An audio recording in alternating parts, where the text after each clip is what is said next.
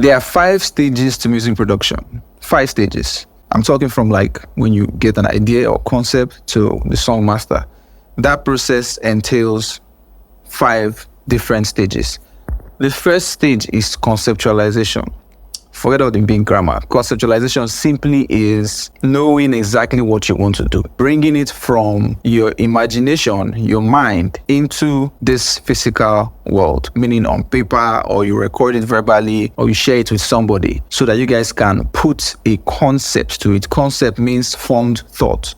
A very well-formed thought that has a direction. That's what conceptualization is. If you are a music person, if you've ever made music before, you always conceptualize.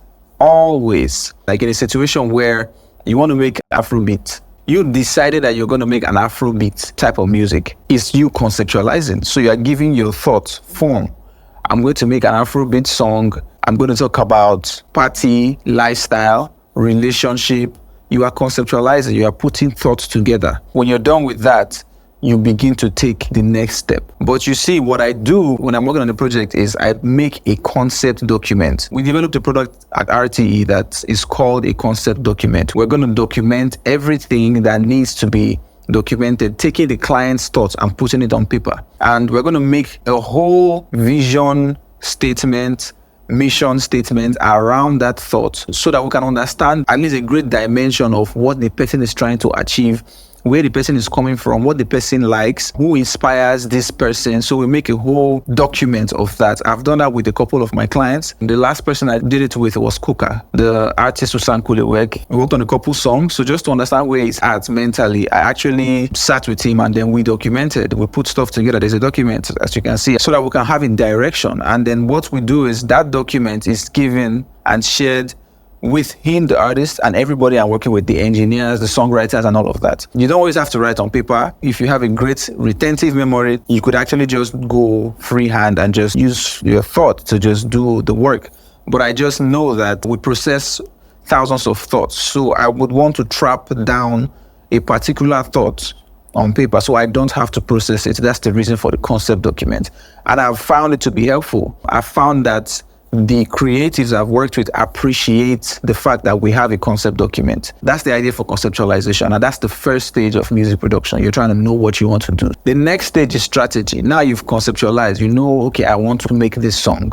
You have to work with people. You have to work with equipment. You have to work in a studio with engineers. Now the strategy is you figuring out the studio where you work at, the engineers you work with, the people you think would help achieve this concept. Simply put, the strategy stage is where the producer or production company simply gets everybody that is necessary to get the production work done. The people, the place, the equipment, the location, the environment, all of those stuff. The next stage is physical work, getting the work done. Now you have conceptualized, now you have your strategy, you know the studio, you know the group of songwriters, you know you're gonna have a choir on the song. The physical work, this is where you actually get the work done. In this stage, you would always revisit the strategy stage and of course readjust your concept document, because in real time, as inspiration comes, things might change.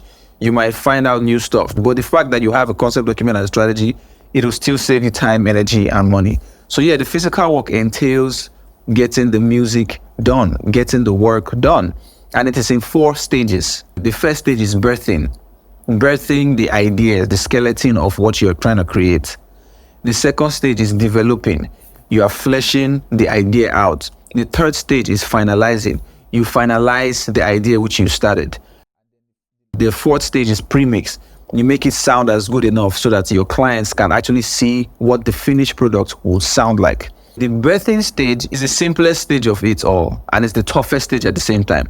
It is the simplest because the music will sound so elementary, but what you're trying to do is actually draw inspiration from the intangible into the tangible world, which is here, so that we can hear what is in your mind and what is in the mind of the guitarist, the pianist, all of these things. So it is very basic. You develop that basic element you've already done to make it sound really much better. This can take days, this can take months. Don't beat yourself up, but just getting it done is what is most important. And then you finalize, then you do your premix. Then the next stage is mixing and mastering. So this is where you work with your favorite engineer, your favorite mixing engineer, your favorite mastering engineer. There are multiple mixing and mastering engineers in the world. Yes, it's a job description if you didn't know. The basic thought of it is getting the song which you've already made to sound professional for commercial distribution. That's the mixing and mastering stage. The mixing deals with balancing of the frequencies and volumes of the instruments, basically balancing the music out. And then mastering is finalizing the mix for commercial release, getting it to be consistent and compatible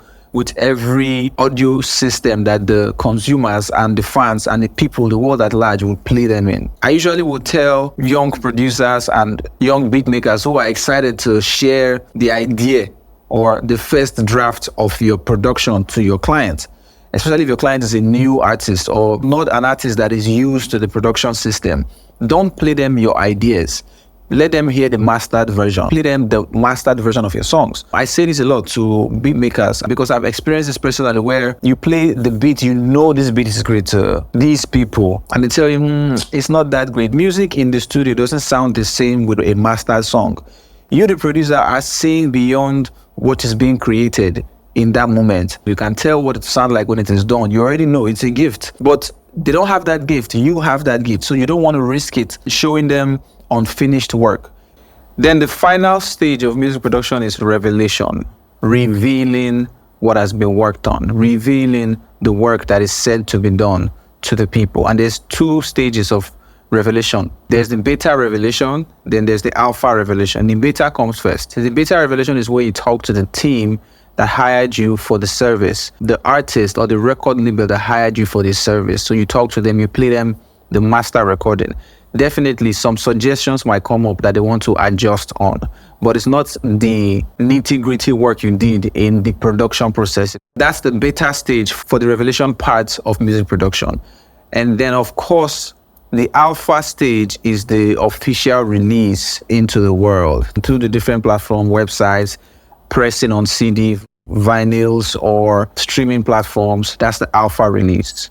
And that, my friends, is the 5 stages of music production. Let me give you guys a practical example. I would show you guys the different stages, just to give you guys a picture. So this right here is the concept document for a project I worked on with Coca. We started at the end part of 2022, October, as you can see there. That was the concept for what we wanted to do. So I had to get the vision, the mission, core values, muse, inspiration, all of that stuff, as you can see in the document. So this gave him direction. And then his response was really encouraging, because he really liked the idea. After the conceptualization, the next stage, strategy. Part of the strategy is we use the studio in Chevron, as you can see right there. And part of the song we worked on, we knew we needed choirs to come on board. So I spoke to Mr. Deep, which is Non-So Deep Music. When we were done with the strategy, we began the physical work at the location. So we were actually working with different people. There was Adeola, my friend who plays the percussion, who came around during the physical work process.